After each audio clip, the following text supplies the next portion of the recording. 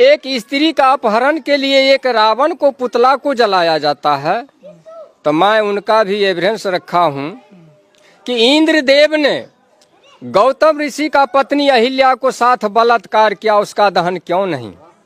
राजा पांडु ने माधुरी के साथ बलात्कार किया, उसका दहन क्यों नहीं?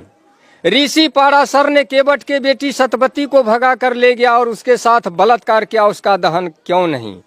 बृहस्पति के पत्नी तारा को बनमंती चंद्र ने अपहरण कर बलात्कार किया, उसका दहन क्यों नहीं? ब्रह्मा ने अपना पुत्री सरस्वती के साथ बलात्कार किया, उससे बेटी पैदा किया, उसका दहन क्यों नहीं? और इतना ही नहीं, राजा नरक के रानियां के साथ में कृष्ण ने जबरदस्ती दुर्व्यवहार किया, उसका दहन क्यों नहीं?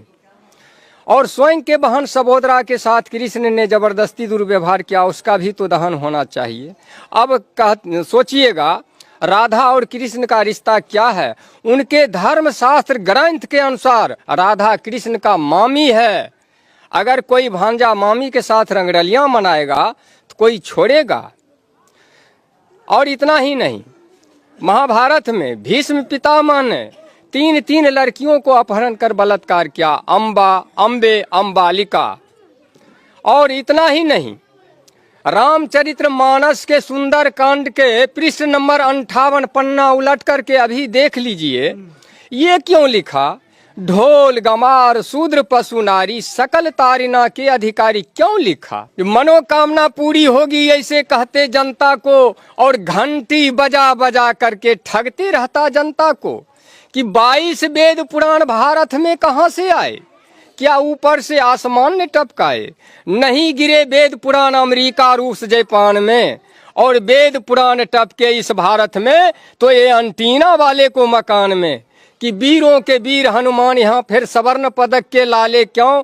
कि धन का देवी लक्ष्मी यहाँ फिर भूखी नंगी जनता क्यों? और ज्ञान का देवी सरस्वती फिर अनपढ़ जाहिल जनता क्यों? इन मनोवादियों ने हमारे 85% मूल निवासी भाइयों को भरमाया है। अरे अब तो समझ जाओ, हमारे अकल पर पड़ गया ताला है। 85% मूल निवासी भाइयों, अरे इन पत्थरों के मूर्तों से सर टकराते टकराते मर जाओगे, लेकिन इस समस्या से निजात कभी नहीं पा सकते हो। अब 33 करोड़ देवी देवता को पैदा करके छोड़ दिया है, जिसके पीछे हम 85% उलझे हुए हैं। हम असली बात को समझ नहीं रहे हैं, हम बर्बाद हैं, हम उजड़ रहे हैं, लेकिन असली बात को हम समझ नहीं रहे हैं। छोटा सा एक दोहा के तौर में आपको समझाना चाहूँगा। अब आप